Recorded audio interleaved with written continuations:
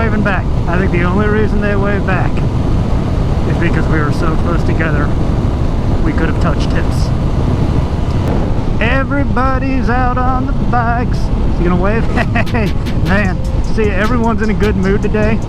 Even though it's a Wednesday, I'm in a great mood on a Wednesday because this is like my Friday. I'm off Thursday, Friday, Saturday, Sunday. Got me a 4-day weekend. I think everyone's in a good mood because it's like, you know, it's a nice day. I had 2 deliveries today in Cincinnati. Everyone who is usually there is pretty grumpy. They were feeling good.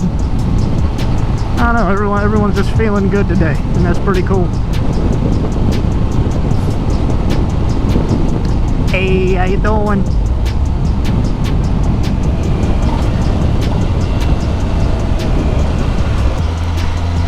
Man, I am always running out of gas in this thing.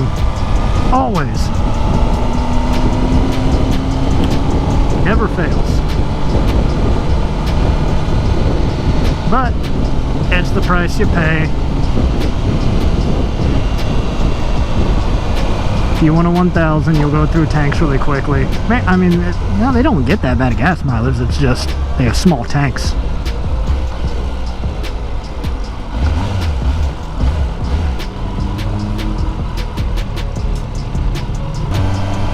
I think I'm just gonna get gas after the gym.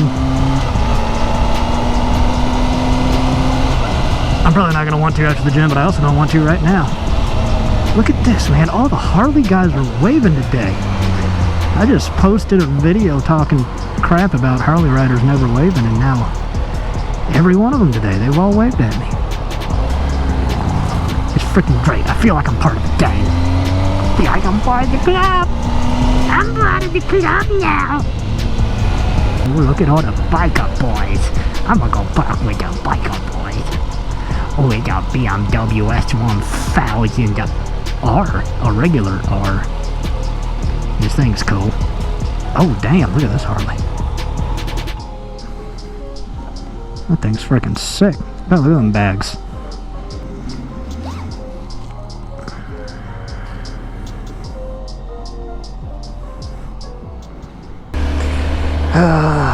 See, I knew I was gonna forget that I freaking needed gas as I'm leaving the gym, and I was right. I really, really, really don't want to go now. I should have gone in the first place.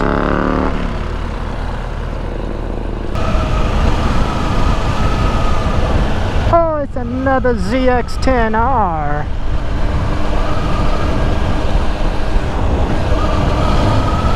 You straight up never see other 1000s out here. And then I go and see another ZX-10, a new one, which is pretty sick.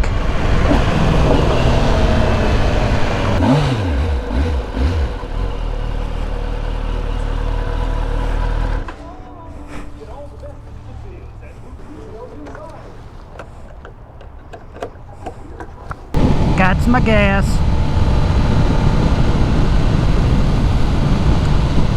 Well. Don't be like me, kids, and be financially irresponsible.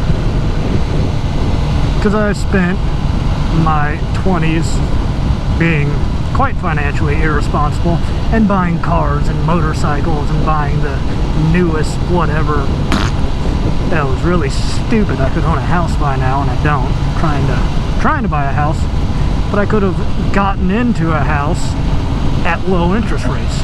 Now I'm gonna be stuck paying these wildly, well, I guess these aren't even wildly high interest rates. They've been higher.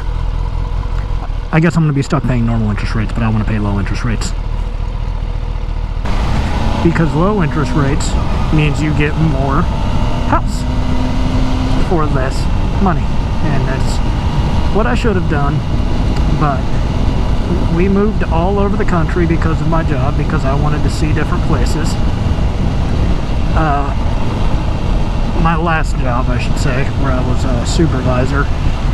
And, you know, I started out as a dock worker, moved to Nebraska as a part-time supervisor. Was only there for about 8 months because I moved again out to Nashville, Tennessee, and was full-time supervisor out there for about 2 years. And then, where did I go after that? Oklahoma City.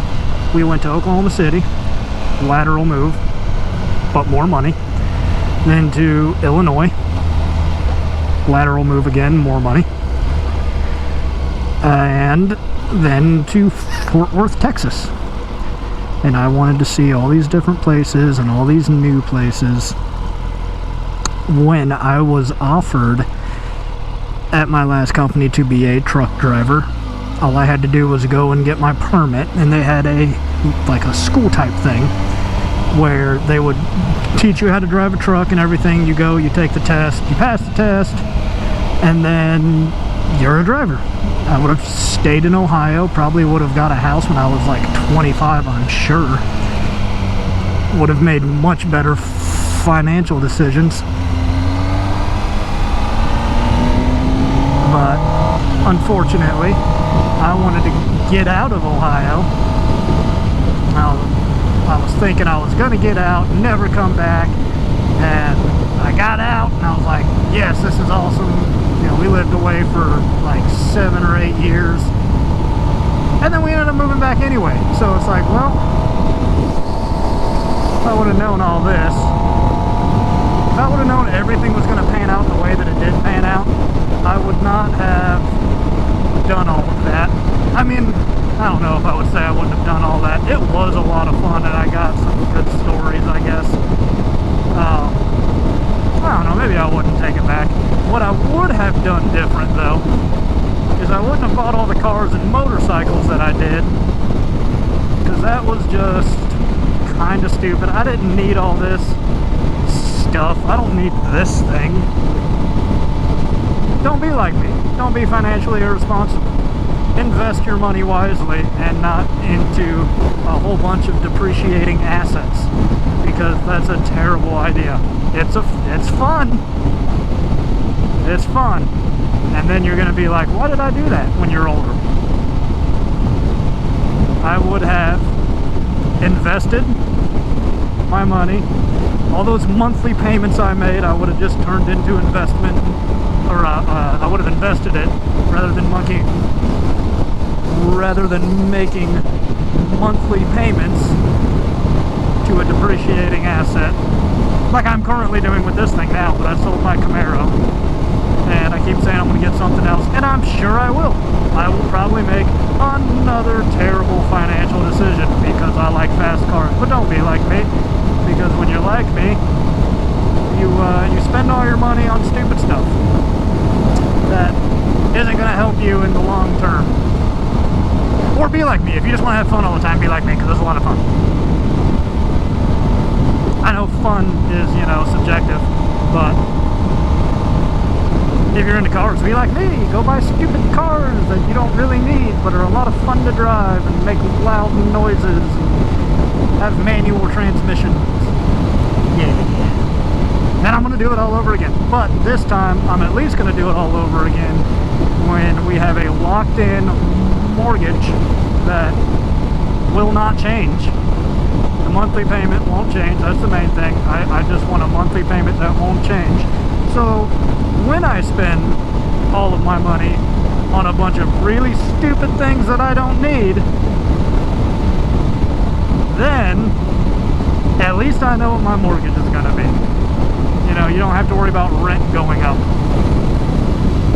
It just always stays the same.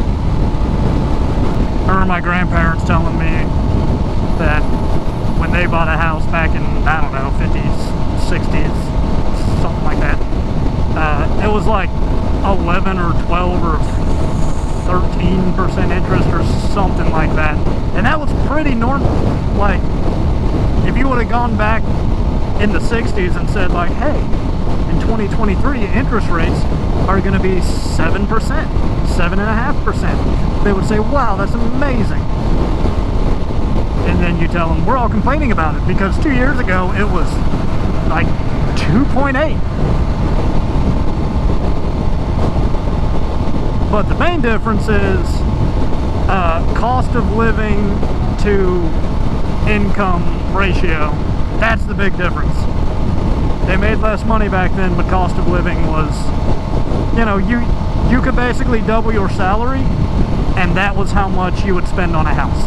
You know, so in like the 50s, if you made, you know, $10,000 a year, you could buy a house for like $20,000, $25,000, and it was decent. Now, you make 100 grand a year, and the average house is 400 and some $1,000 is the average right now. It's crazy. It's crazy. So anyway, speaking of making very poor financial decisions, started looking at like 2013 ZL1s because they're a lot cheaper. And from like looking at kind of everything you can do to them, I roughly estimate you can make about 700 wheel horsepower for about 10 grand into it after the purchase price of the vehicle. You know, because I already got a supercharger. That's like a cam, a pulley swap, long tubes, injectors maybe. I do an exhaust just to make it loud.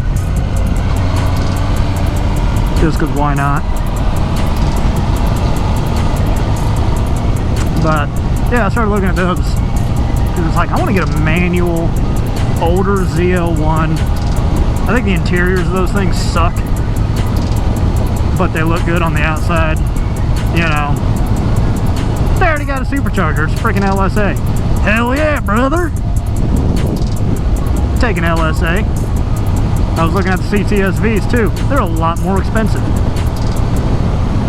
So, I'm thinking the ZL1 would be kind of cool. So, already thinking about my next poor financial mistake. Don't be like me. Don't be like me. Or at least buy a house first before you do all of that crap that I keep doing. Who is this? Who is this? Who are you? Who am I? Who are they? Okay, whatever. Love you, bye!